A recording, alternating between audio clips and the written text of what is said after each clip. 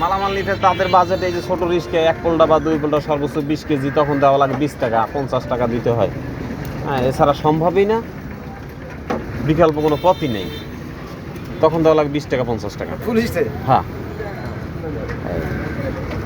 তুলে তো ওই যে শাকের করাতের মতো, মানে শাকের করাতে যেমন দুই পাশেই ধার, মানে দুই দিকেই কাটে, এরকম তাই না? মানে কোনো পণ্য তুললেও টাকা দিতে হবে। হ্যাঁ, পণ্য তুলে যেতে হবে। কোনো স্থান থেকে যদি উত্তোলন করি যে রোড থেকে উঠছে, তখন দিতে হয় 50 টাকা। আচ্ছা আচ্ছা। হ্যাঁ, লোডের জন্য, গাড়িটা লোড হয়, রিস্কাটা লোড হয়, লোডের জন্য দেওয়া লাগে 50 টাকা। আচ্ছা বন্ধুরা, কথায় কথা বাড়ায় ঘিতে বাড়ায় বল। আমার ব্যক্তিগত, আমি একবার ইসের থেকে ঢাকার মোহাম্মদপুর, অর্থাৎ ওই যে আপনার মোহাম্মদপুর যে ইয়ে হয়েছে, ওটা কি বলে আপনার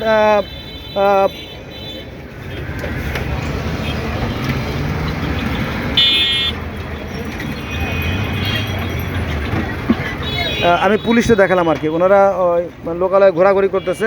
কিন্তু এই দেখেন, এই দেখেন, এই যে রাস্তার উপরে, এটা হচ্ছে আপনার বাংলাদেশের মানে একদম মোস্ট ইম্পর্ট্যান্ট প্লেস, মানে এটা হচ্ছে সেই চকবাজারের মোড়, সরিঘাট।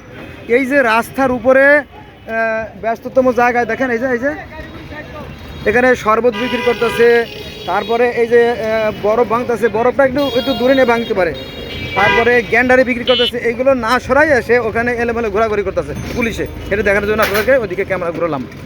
এখন কথা হচ্ছে যে আমি মোহাম্মদপুর বুদ্ধিজীবী, যেটা আর কি মোহাম্মদ বুদ্ধিজীবী কবরস্থানের অপোজিটে এখানে থাকবে যে পুরাতন যে রড মড বিক্রি হয়, লোহা লক্কর বিক্রি হয়, এখান থেকে আমি নিজে আমার জন্য আমি কিছু কিনলাম, আপনার ওই অ্যাঙ্গেল কিনলাম। কেন অ্যাঙ্গেল কিনলাম? যে আমার একটা নতুন জায়গা বাউন্ডারি দিছি, তো সেখানে সেই বাউন্ডারি নিরাপত্তার জন্য একজন লোক সেখানে থাকবে এবং মালপত্র সেখানে থাকবে।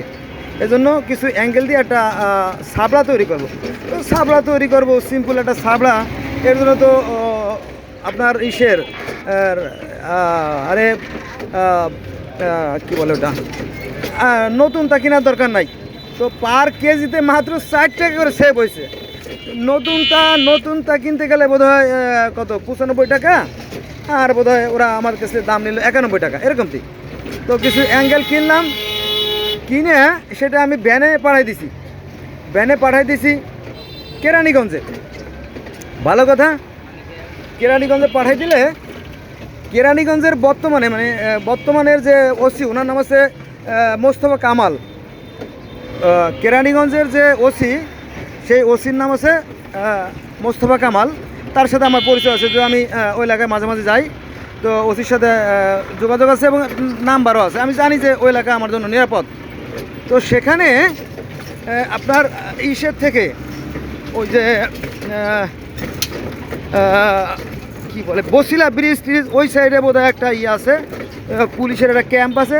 সেই ক্যাম্পওয়ালা সেই ভ্যান ধরছে, দুটো ভ্যান, একটা ভ্যানে ছিল টিন আর একটা ভ্যানে ছিল আপনার টিন ছিল আর একটা ছিল অ্যাঙ্গেল। এই তো বলতেছে এই অ্যাঙ্গেল, পুলিশে বলতেছে এই অ্যাঙ্গেল হচ্ছে আপনার ওই যে সাইনবোর্ডের থেকে চুরাই করা অ্যাঙ্গেল। হ্যাঁ, তার মানে আমরা সবাই চোর। চিন্তা করেন যে আমরা সবাই চোর হয়ে গেলাম, কি ব্যাপার। পরে বললাম যে আমরা চোর হতে যাবো কে, আমরা চোরের বিপরীত পক্ষের লোক, আমরা ন্যায়ের পক্ষের লোক, সৎ পক্ষের লোক, আমরা চোরদেরকে ঘৃণা করি, আর আপনি আমাদেরকে চোর বানায় ফেললেন। হ্যাঁ, বলে যে না এগুলো থানায় নিয়ে যেতে হবে। হ্যাঁ, থানায় নেওয়ার জন্য দৌড়পাড়। এরই মধ্যে আবার বসিলার ওখানে আরেকটা পুলিশের গাড়ি চলে আসলো, ওনার স্যার। তো আমি আবার দৌড়াই গেলাম স্যারের কাছে, স্যার। তো সে আমার আপনি ওর কাছে আসেন, স্যারের সাথে আপনার কিসের কথা? মিয়া ফেরেন এদিকে আসে। সে যা তা ব্যবহার করেন, চুপ আসতে বেয়াদবের কথা কেন বলেন আপনি? আমি বলতেছিলাম, তো আমি বললাম যে আপনার পুলিশের যে আইজি, পুলিশের যে কমিশনার হাবিব সাহেব, সে আমারই ভাই, আপনি কারে ধমক দেন? এই তারপরে বলো আপনার বাড়ি কোথায়? আমি বললাম বাড়িতে কী দরকার, আপনি তো ব্যবহার যা করতেছেন, আপনার তো বাড়ির প্রয়োজন। আপনার বাড়ি কোথায়? আমার বাড়ি হচ্ছে গোপালগঞ্জ।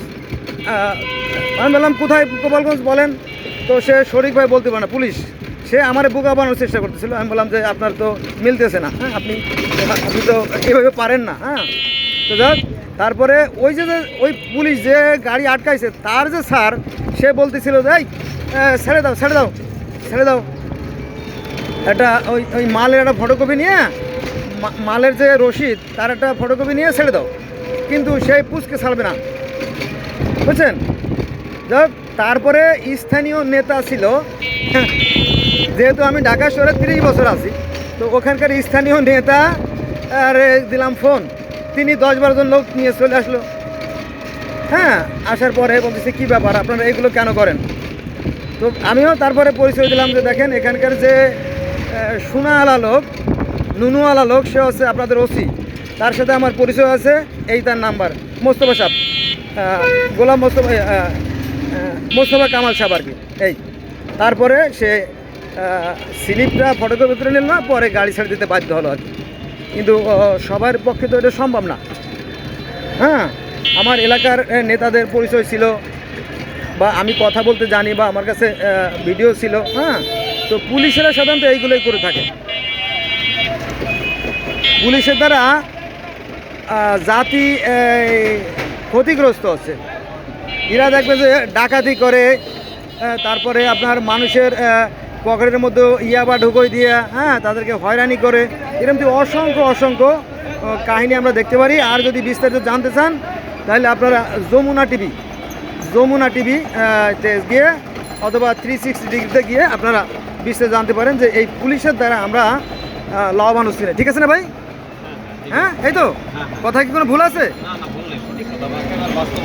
তো আমি আসলে আমি তো কর্মব্যস্ত মানুষ, আমাকে তো কর্ম করে খেতে হয়। আমি আমার কাজে যাচ্ছি, গন্তব্যে যাচ্ছি, তার ফাঁকে কিছু কথা বললাম। শব্দ জড়তা প্লাস গাড়ির শব্দ সব মিলে খুব একটা সুন্দর হবে এটা আমি মনে করি না, সুন্দর হয়ও নাই। যাই হোক, এগুলো ভুলভ্রান্তিগুলো ক্ষমা সুন্দর দৃষ্টি দেখবেন। এই দেখেন এই রাস্তাগুলো মানুষ চলার জায়গা, এই মানুষ চলার জায়গাগুলো আবার আটকায় রাখছে।